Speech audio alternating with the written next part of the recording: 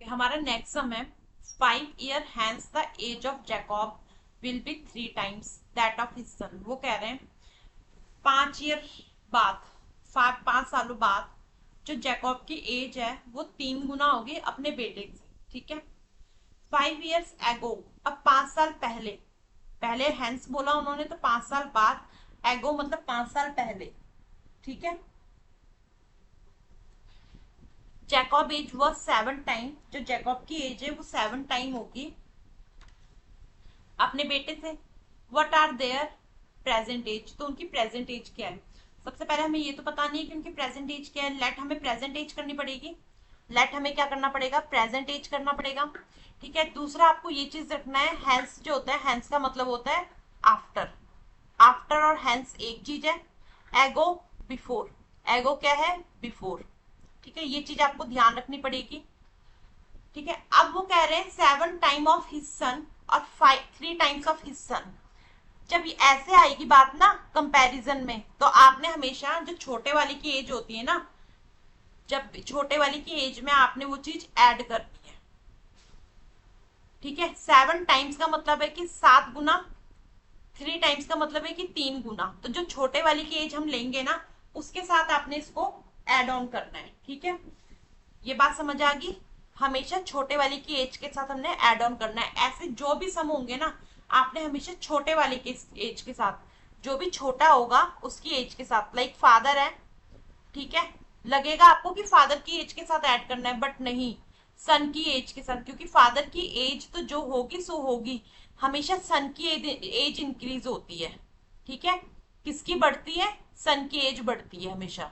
ठीक है। क्योंकि अब आप खुद लगाओ ना, जो आपकी फादर की एज है वो है, पर आप तो टाइम के साथ ग्रोथ कर रहे हो ना, वो तो कर ही रहे हैं, पर ज्यादा ग्रोथ किसकी दिखती है, सन की दिखती है। तो ये आपने हमेशा, इसका एक ही फंडा है, आपने सन की एज के साथ इसको ऐड ऑन करना है। ठीक है। अब हम अपना सम स्टार्ट करते हैं। तो वो क्या कह रहे हैं, सम में प्रेजेंट एज के लिए पूछ रहे हैं। ठीक है। तो सबसे पहले हम क्या लेट करेंगे, let let age of Jacob. ठीक है। फादर जैकब ही है ना, यहाँ पे हम फादर भी लिख सकते थे, पर नाम दिए तो हम इसलिए जैकब लिख रहे हैं। X let age of son Y. ठीक है। हो गया। अब उसने क्या किया, 5 year hence, 5 years hence. 5 year hence मतलब जैकब की एज में ऐड करना है, इज इक्वल टू कंपेरिजन में है ना, y+5। अब मैंने क्या बताया था, जितने गुना होगा ना, जितनी टाइम मल्टीपल होगा, मतलब 3 टाइम्स। सबसे पहली लाइन में क्या रहे, 3 टाइम्स ऑफ हिज सन। तो ये जो 3 है वो आपने सन की एज के साथ कर देना है। ठीक है। चाहे आप पीछे लिखो चाहे आगे लिखो, आपकी मर्जी है। अब इसको हम सॉल्व कर लेते हैं। x+5 equal to 3y+15। यहाँ पे मैं एक चीज और क्लियर कर देती हूँ आपकी, जो ये 3 टाइम्स वाली चीज है ना, आप कोई भी सम देखना, आप हमेशा ये नोटिस करोगे कि उन समों में भी ना, वो हमेशा जो पीछे वाला होता है या छोटे वाला बंदा होता है ना, उसके साथ ही ये मल्टीप्लीकेशन ऐड होती है। ठीक है। ये जो 5 ईयर हैंस है वो तो हमेशा ही दोनों के साथ होता है, बट जब 3 टाइम्स, 5 टाइम्स, 7 टाइम्स इस तरीके की बात आएगी, वो हमेशा छोटे वाले की एज के साथ मल्टीप्लाई होता है। ठीक है। तो आप इसलिए इस बिहाफ पे भी मैंने बताया कि उसको आपने छोटे वाले की एज के साथ मल्टीप्लाई करना है। आप जितने मर्जी समूह की प्रैक्टिस करोगे एक्स्ट्रा, उसमें भी आप ये चीज नोटिस करोगे। नोटिस भी करते जाओ, आपको आइडिया लग जाएगा। ठीक है। अब हम क्या करते हैं, वेरिएबल्स वाली इक्वेशंस को एक साइड कर लेते हैं और विदाउट वेरिएबल वाले को एक साइड कर लेते हैं। ठीक है। x-3y -3y equal to 15-5। ठीक है। x-3y equal to 10। ये हमारी इक्वेशन 1 बन गई। ठीक है। अब दूसरी लाइन में उन्होंने क्या बोला, दूसरी कंडीशन में उन्होंने क्या बोला, ये तो 5 ईयर हैंस था। दूसरी कंडीशन में उन्होंने क्या बोला, 5 ईयर एगो, 5 साल पहले बाद और 5 साल पहले, 5 year ago, now 5 year ago, now 5 years ago, ठीक है, एगो 5 years ago, इसको एक को ठीक कर लो, ठीक है। तो मतलब x minus 5 and y minus 5, again comparison ही हो रहा है, दोनों की एज में पूछे ना कि किसकी कितने ज्यादा होगी, तो उन्होंने कहा 7 टाइम्स, अगेन सन के साथ आएगा 7 टाइम्स, ठीक है। प्रेजेंट एज पता करने के लिए सन के साथ आ गया, यहाँ पे मैं आगे लिख रही हूँ, ठीक है। अब आप इसकी फिर से सेम कंडीशन में सॉल्व करोगे इसको, x minus 5 equal to 7 y minus 35, multiply हो गया, वेरिएबल वेरिएबल और नॉन वेरिएबल को एक साइड कर लो, x minus 7 y equal to minus 35 plus 5, ठीक है। x minus 7 y equal to minus 30, ये हमारी क्या बन गई, सेकेंड इक्वेशन, ठीक है। अब फर्स्ट इक्वेशन और सेकेंड इक्वेशन को हम साथ लिख लेते हैं। Now first and second equation is, first and second equation is क्या है, x minus 7 y equal to minus 30, ये सेकेंड इक्वेशन है। एंड फर्स्ट इक्वेशन क्या थी, x minus 3y equal to 10, x minus 3y equal to 10, ठीक है। 10 ही था कि प्लस 10 था, माइनस 10 था, ठीक है 10, ठीक है। ये हमारी first equation.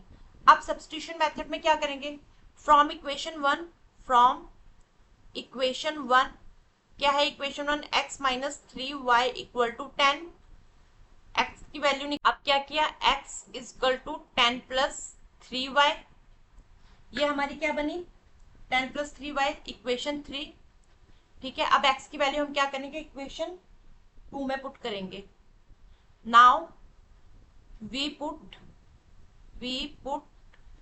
x value in equation 3, sorry equation 2,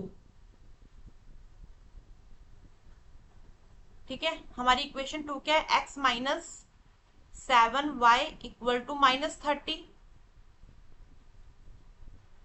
ठीक है। अब x की वैल्यू क्या है हमारे पास, 10 plus 3y minus 7y equal to minus 30,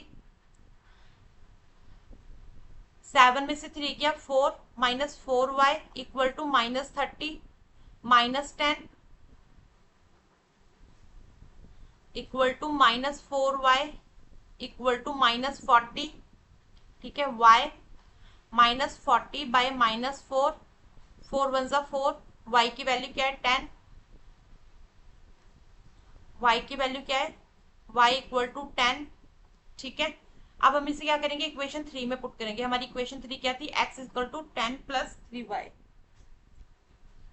now we put y value, now we put y value in equation 3, x equal to 10y 3y, ठीक है। तो 10 की वैल्यू क्या आई हमारे पास, 10 प्लस 3, y की वैल्यू 10 थी, 10 प्लस 30 x इक्वल टू 40, ठीक है। तो हमने x इसके तो जैकब की एज क्या निकली हमारी, हमने क्या मानी थी, जैकब की एज x और सन की एज y है ना, देखें, हाँ। अब यहाँ पे क्या होगा, present age of Jacob x की क्या थी 40, and present age of son, present age of son कितनी आई थी, प्रेजेंट एज सन की 10,